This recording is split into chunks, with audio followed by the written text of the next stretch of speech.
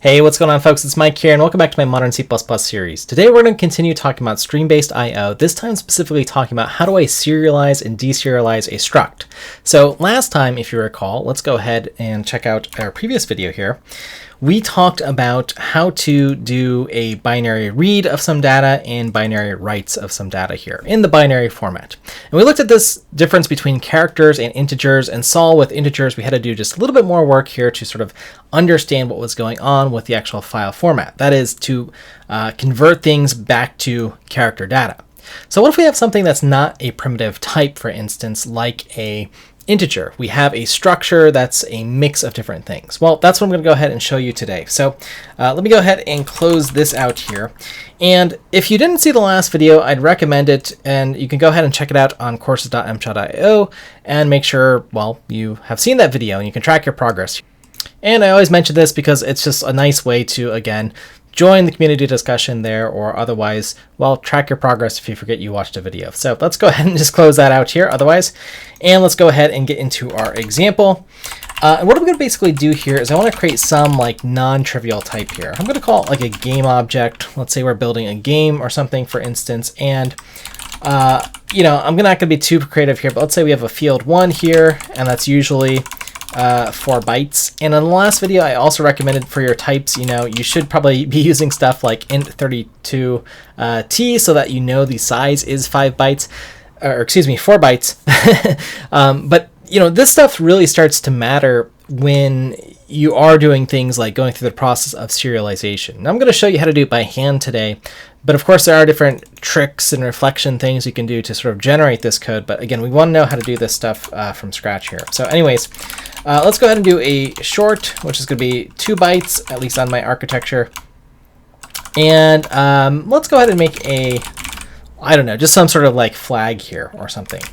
Now, the very first thing that you might want to do here is just a little experiment and get the size of our game object here. Again, just to see what's going on here, let's do size of game object here. And again, let's go ahead and compile this. I'm going to go ahead and use, I've been using C++23, but I think everything today will compile with, you know, C++98 code. So you don't need anything too fancy here. So let's compile it. It runs. Let's go ahead and compile and run in the same step here. And you can see our game object is 8 bytes here. Now, why is that? Well, again, an int is 4, a short is 2, a bool is 1 byte.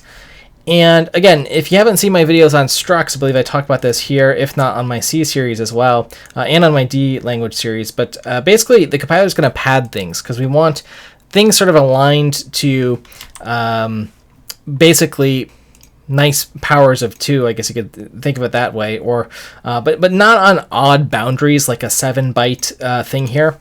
So in practice, what it's going to do here is add some padding, and you will see this in various code here.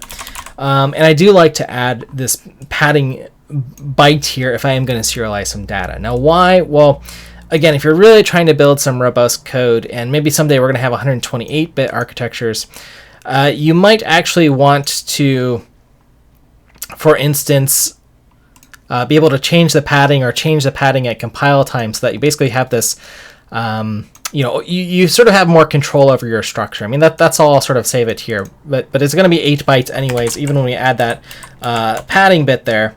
It's the same thing here. Now, you don't want to over pad or whatever, but again, that's basically what the compiler's inserting for you anyways.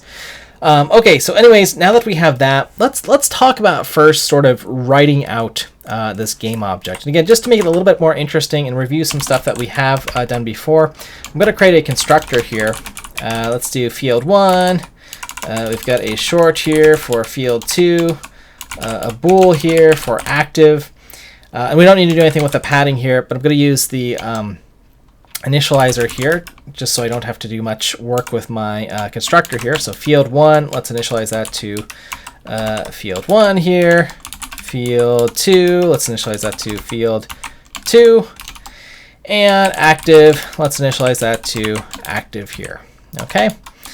So it's just going to be basically an empty constructor here. But we can construct one of our objects here just to, again, make sure that this is working. I'm just going to call it geo. And let's do like 50, 23, in one, whatever the active field is here. Again, I can make this a bool, I can make it a char, but let's assume 1 is just a true value here. So, whatever this object represents is indeed active here. Okay, so there we go. We got something working here. Now I want to actually write this object out here. Basically what I want to be able to do is just do cout and then, write out the actual game object here, this struct here. So how can I do that? Well, a common mechanism that you're going to see here is where we basically want to use our streams here, okay, to do output. So let's go ahead and write a little stream here. I'll talk about this code in a little bit here, but basically what we're doing is we're overriding this operator here, okay? And actually, if I go back to CPP reference here, you'll see this on the stream-based IO, so let's just go ahead and check this out. And let's look at, because I'm just going to do ostream here. And if you look at, let's see, all the formatted output, right, this is what we're overloading here, so this operator. You can basically see that it's returning a reference here. And that's the basic idea here. Now, if we look at some of these other types here, I'm trying to see if I could find, yeah, this is basically, let's look at number 20 here. These are the overloads for various IO manipulators here, 18 through 20. These ones that we're working with, just so you know where we're coming from here. And basically what I'm going to do here is I need to take in an ostream object. I'm going to pass that by reference here. And then what is my thing that I'm passing in on sort of the right-hand side of the equation here? Well, this is going to be my game object. Again, I'm going to pass it by reference because I don't want to make copies of these things, right? I want to be efficient here. But I also want to be const too, because I don't want to modify this object in any way. I guess I could. I don't know exactly what I would do. Maybe report it or call some function or something that might modify some state, but that's the basic idea here. And then I'm going to return this output stream here. And let's give that argument a name. Usually just make it OS here. We do have to pass these by reference here. If you try to pass them by value, the trick is you're making a copy of some output stream that might have like either a pointer to a file or the internal buffer, right? That's holding all of your output where you're writing it to. Remember, these are buffered output things. That could get like destroyed accidentally if you pass it by copy. So you have to pass these things by reference, right? You're not supposed to copy them. So that's why we do that here. But anyways, then once we have this output stream here, we can write out our object. Let's just go ahead and write out the fields here. I'm just gonna space separate them here. So let's do field and active here. Oops, let's do one more space here. And I usually don't put an end line here. I don't want to force that on the user, but that's going to be the basic idea here. Okay. So this is our output stream. Let's go ahead and compile this. Still doing what we want here. Now, what if I want to actually use this here? Well, it is being called here. I mean, that's as simple as it is. What I will say here, though, is, what will often happen and what you'll see in tutorials is folks will have like something be private here. Okay, so let's just make that private here. And then you're going to get errors here for permissions, right? I'm not allowed to access in this function, right? This isn't a member function of this struct, any of these fields here. So this is where the one use case where you'll see folks often use friend here, which basically designates that this function here, and you can have functions that are friends or classes that are friends, gets access to the private state here. And let's see if I did this totally right here. Oh, I made everything private here. Now I need to make other stuff public. But if you have some weird situation like that, you can basically, as long as you have this function here, right, and you can access your private member variables within a function that is a friend function, okay, which is just given here. Okay, so that's the basic idea here. I'm going to try to just keep things simple. I'll just comment this out and I'll say, note, you can make this a friend if you have private member variables functions that you need to call. Okay, that's something that you can do here if you need that extra layer of encapsulation. Okay, so now let's go ahead and just kind of keep working with this as we have been doing here, and let's make this just a little bit neater here. Let's just separate some of the stuff out because our code's going to get a little bit longer today because we're going to do a whole bunch of things here. There we go here, and I want you to be able to read the screen as I'm scrolling through, or if you pause. There we go. Okay. So now let's go ahead and open up a file stream here, an output file stream here, and I'm just going to call it, I don't know, text file or something, text.txt, and I want to just write this one out, just like we've normally done here. So what I'm going to do here is do text file here. Let's write in our object. I'll put a little end line here. Let's go ahead and give that a compile here. So of course we've got from our global object here, standard or cout, character output. And then I wrote a file here where I'm just writing out this object as well. So we should see here I've got my text.txt here. Oops. And basically I'm able to write out that object. Okay, so that's a text-based way to write out your object, right? You can just overload this the stream operators here and just do that. You can do that for input as well. Maybe I'll leave that as an exercise where you take an iStream in here, and then you could read in the data from the users they entered in, or some file that you're piping in, or whatever, and that would be a way to sort of populate your object. So that's pretty neat here that we can do that. Okay, so we've got a pretty good start here, but what we really want to do here is actually start to serialize and deserialize our files. So again, I'm going to put this in its own scope, and I'll tell you why here. So start a new scope. That way our files are standard OF stream. And if you watched the last video, you saw where this could cause a problem, right? If I try to read and write from the same file stream without closing it, basically, right? If I want to work with one file stream, I should do fstream and then open it for input and output. But otherwise, the destructor we want to be called. That way our ostream will close, right? And you call the .close function from the constructor there. Alrighty, so anyways, what we want to do now is basically serialize our object here. So how do we do this? Well, I'm going to choose to just write a little serialize function here. Serialize function here that we want to write out our object. And let's play around with this just a little bit here. I'm just going to call it serialize here. And we need to take in a ostream object, and again we need to pass these by reference here, so no problem here. I don't want to modify my object while I'm writing out to it. So right, we do want const correctness, so we don't modify any of these fields here as we're writing them out here. Okay, so how do I do this here? Well, let's go ahead and do os write here like we learned last time. And basically what I'm going to do here is just write out all the fields. And the way that I want to do this is basically whatever file stream that I'm going to output to here, I just want to write to that. Okay, so if it's a binary file stream, I'm just going to write out the data there, and that's how we'll sort of use that. So I could call this like binary serialize or something, and then this is really my like text-based serialize, right, where it's formatted nicely. But anyways, let's just go ahead and show you how to do this. I am going to use reinterpret cast here, if I could spell it right. There we go. And I'm going to write out const char star here. And let's just start with one of the fields here, field 1. Now again, we saw this in the previous lesson here where write, let's see if we have it open here. Let me see if I have write. There we go. If I search on CPP reference. All right, this needs to be some character type here, and it needs to be a const char star type. Okay, so that's what we need here. And what am I writing out here? Well, the size of whatever. I'm just going to put it in the name here. This is an int here, but sometimes I like using the actual name instead of just putting an int, because I might actually decide to change this to like a long later or something.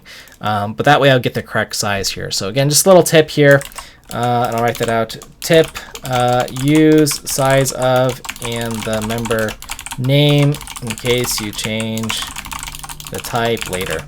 Okay, just a little something to keep an eye on here, but that's the basic idea here.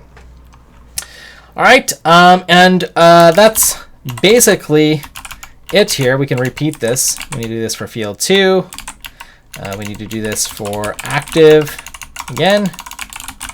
And we need to do this for, I'm going to do it for our padding. We don't really need to do it, I suppose, but it is kind of weird. Actually, we should do this because we do want to be able to read in things along boundaries. I mean, there's otherwise just going to be like garbage in there, and I might want the opportunity to put like an interesting value here. So I'll just put that as another tip here. Tip, you can put an interesting value in padding to make it more meaningful. You don't have to. Maybe if that's useful or something, you could do that, right? Just to say like this is, you know, non-used data or something. Just write like you know, the letter or 5 in here, or some value that you think is meaningful if it helps you debug. But anyways, that's the idea here. Okay, and padding is a character type, so I shouldn't need to cast it here. Let's make sure we take care of that here. Try to get as few bugs as possible on this one. Let's compile that. It is compiling. Okay, great. So how do we use this serialize? Well, we want to be able to write out to some binary file here.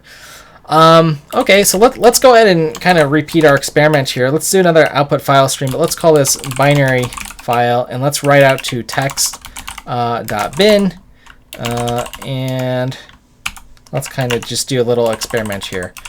Write out our text version, and we'll write out our binary version. Okay. Now how do I do this? Well, I just do go.serialize, and then where am I sending it to? Well, our argument's some output stream here, so we have an output file stream, OF stream, and let's go ahead and do that here. So let's go ahead and compile, see if it works. And we get a nasty segmentation fault here. So these could be a little bit tricky. I mean, when I was building this lesson, I ran into this a bunch of times. I spent a lot of time putting this one together. So, you know, and of course I gotta, you know, tell folks to use GDB here to see if you can figure out what happened here. I'm gonna launch it in the TUI mode here, just briefly here. Let's start our program. Oh, I gotta add in some debug symbols here, because I'm bound to make a mistake here. There we go. Compile with -G. Yeah, still getting our segmentation fault. And if you want to see GDB stuff, I've got GDB stuff here or on my website. But basically, if we start our program and we step through it, okay, and let's step into this serialize function here. As soon as I'm accessing this thing here, you can see our backtrace where we are. We just jump in this function. So let's do the next thing. That's where we're getting our crash here. And it's kind of giving us a hint. It wants a const char star and then some long value.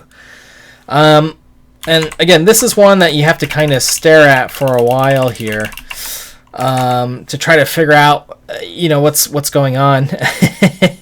Or at least I had to. I don't know. And what I suspect was going on here was that, you know, I'm writing a value here, or that's what I'm attempting to do, right? And because I'm putting in some address here, right, something that stores an address, right? Again, it's just a computer that's saying, hey, look at this address and write whatever's at that address to some value for this many bytes.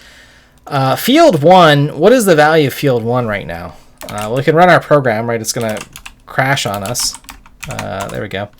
But it is 50. Now, 50 is probably not a legal address. I mean, 0 is definitely not a legal address that we can, you know, that's what we know is null, right? And that's where you get a null pointer and segmentation fault. But, you know, any of these lower values, you know, less than some threshold, right, the operating system has reserved. So it looks like we're just writing to some, like, wild values. What we really want to be doing is writing within the boundary of our process here and taking in the address of field 1 here, and all these guys here. Okay, so wherever game object was allocated, right, we want to take the actual address there. That's what we're casting this to and saying, okay, treat these as character bytes, and then, you know, grab 4 of them for this type.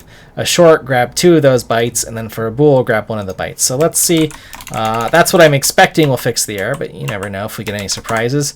Okay, that looks better here, so that's good. So it looks like we are serializing.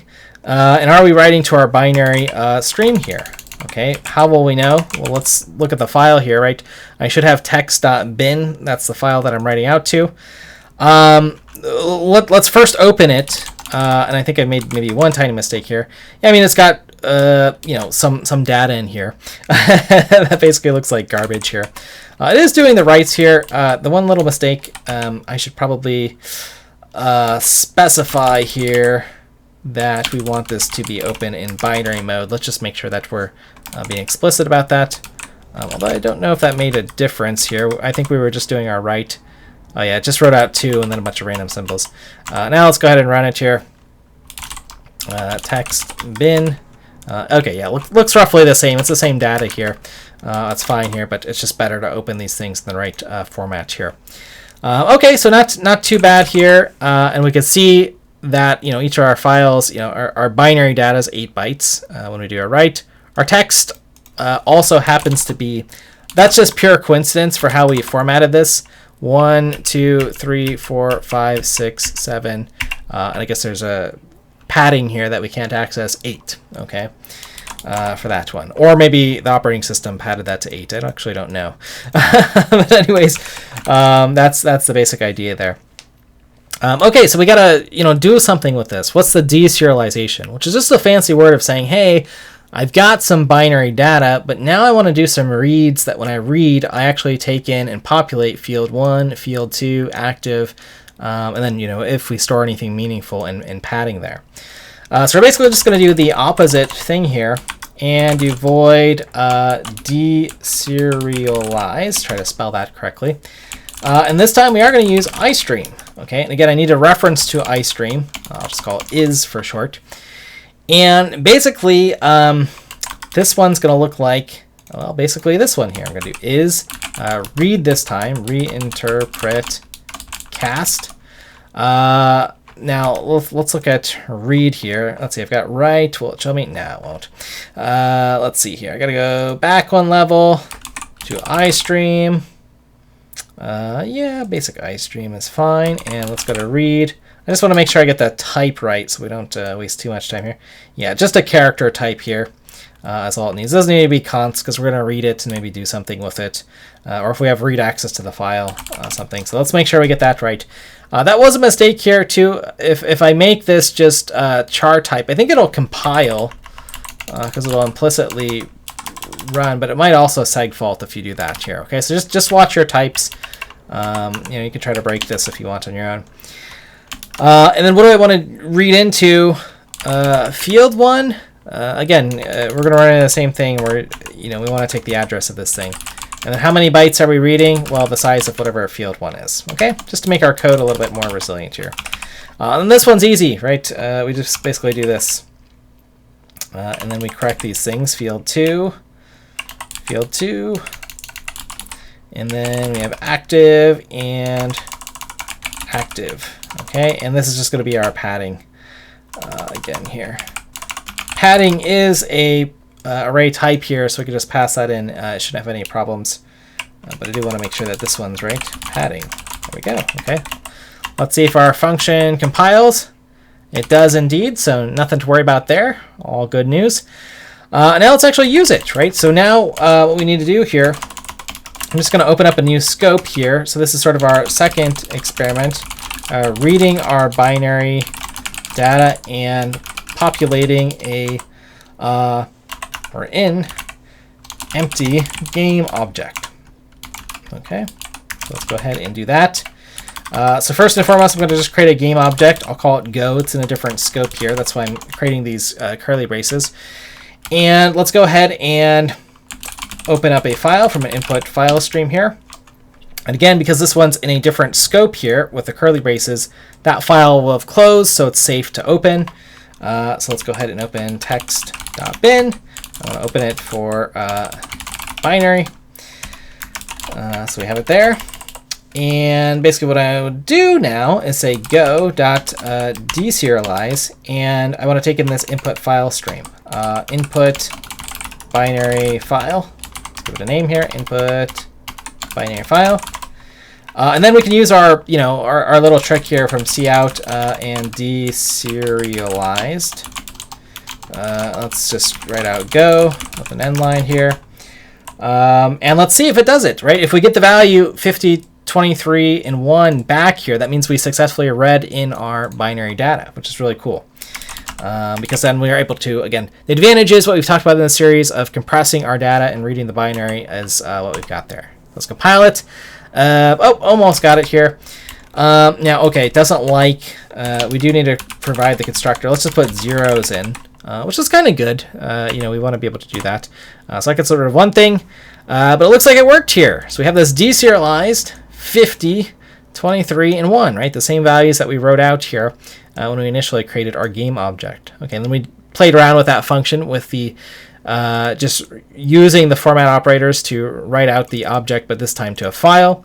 And then we wrote things out to a binary file here using our serialize function. And then we used, created an empty game object, had a binary file to read in data here, input file stream. And then we deserialize that data. So it just read a chunk of 8 bytes, and we knew based off of this function how to do these reads here. Okay, which we have here, deserialize. Okay, so read a chunk of data. Now, same problems persist. I'll just kind of put a few highlights at the top. Note, this is an example of deserialize and serialize. And, we might have to consider issues of endianness. We might have to consider reading, floating point data. So some other things here, maybe future lessons if folks are interested in that kind of stuff here. For how to write out a float that sort of has, sometimes it's 1.1, sometimes it's 1.1, and there's like 12, digits after it. If it's a, double, precision floating point. So we do have to think about some of those types of data if we want to serialize things. We also have to think about other types of data, like if we have a tree, what the format's going to be, right? If we have some sort of tree layout, but we should be able to write out and serialize it, right? Flatten that tree, write out the bytes, and then be able to read them again. So that's the idea here. Alrighty, so anyways, folks, I think that gives you a pretty good overview of serializing stuff, right? We're basically doing the same stuff we did last lesson, but showing you how to apply this a little bit so you can write out game objects, and basically now you can save this stuff to disk, which is really cool. It sounded like magic when folks told me. I didn't remember, or I didn't realize how kind of simple it was, or it was just a matter of writing things out to a flat array, and that's all the magic and hype was on deserialize. Now, folks, as I mentioned, do go improve this stuff, because this is kind of, writing this code is a little bit yucky, meaning that if you have some object here that you're frequently changing, like, right, I might come in here later and be like, ooh, I know, I want another float for field 3 or something. One, they're out of order in the naming or whatever, but I've effectively broken my serialization code in some ways. So in some ways it's a good habit. That's why I generally like putting all of my member fields together here. But what I'll say about this is people do try to automate this with like traits libraries. In the D language, I do it a lot. In the C++, folks I know do it a lot as well. So you can kind of do a little bit of metaprogramming to basically just gather the members here, get their sizes, and then generate this code. That's another strategy here for serialization and deserialization, which now that you understand the fundamentals, you can go ahead and take a look at that. Maybe we'll cover it. It might be fun. That might be a whole talk in itself here. But anyways, folks, hopefully you enjoyed that lesson. Hopefully you learned a lot. Let me know if you have any questions, comments. If you're using any of these, magic serialization libraries that I've talked about, I think there's one in the Boost library that's relatively old. So maybe folks have stumbled upon that one. Or I shouldn't say it's old, but I think it's been in use for a while. So that might be a place to look, and maybe there's some documents about how that works. But anyways, folks, thanks as always for your time and attention. I hope you enjoyed this lesson. This was a fun one to get working and, again, take out some of the magic behind some of these scary terms or whatever, and just, show how to do the basics in C++ here. So anyways, folks, I'll look forward to your comments, questions, and we'll see you in the next one.